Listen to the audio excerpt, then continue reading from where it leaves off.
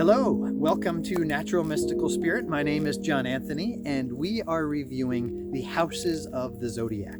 So this is the episode about the 12th house of the zodiac. So the 12th house is the last house. So Pisces, as you go full circle, starting at Aries, all the way around to Pisces, it is the last house of the zodiac before the cycle starts over again. The 12th house it's a pretty deep house. It's actually very deep. It's a kind of, think about your subconsciousness. Think about the endings, the closures, the things that come full circle, the end point of the circle. So what's hidden? What are your limitations? What are the karmic lessons you as an individual have to deal with to come back around? Or will you just keep going in the circle, or will you break it and move on to the next level? So in the 12th house, if you find that you have nothing in the 12th house, then that could maybe be a good thing. Maybe that could be nice. But if you have a lot of stuff in that 12th house, maybe that means that you've got a lot of karmic things that you're going to have to process and deal with and go through.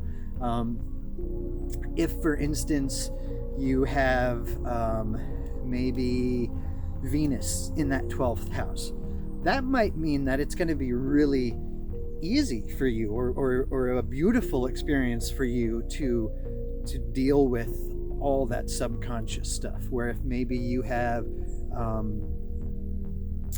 say, Mercury in your 12th house, you might have to be a little more creative. You might have to find that there's some things you have to really force your way through in order to clear that karmic presence.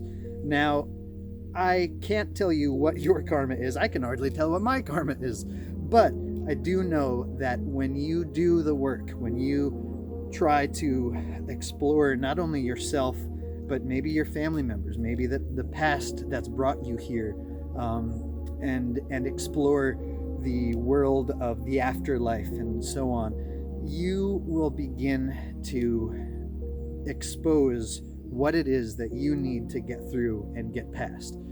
A lot of times people who are very karmically challenged, if you will, you can tell if stuff just always goes wrong, always happens, and you feel like there's really no real reason for it.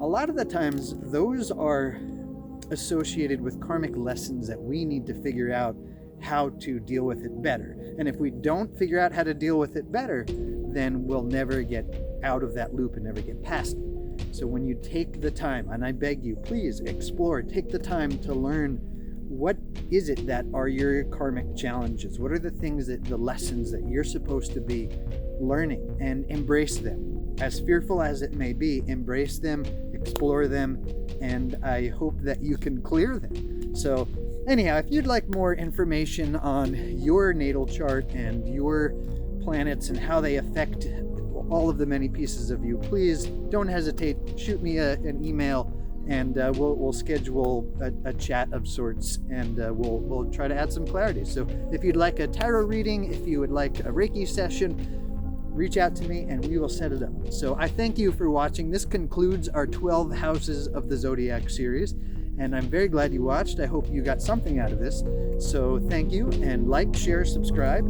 Namaste.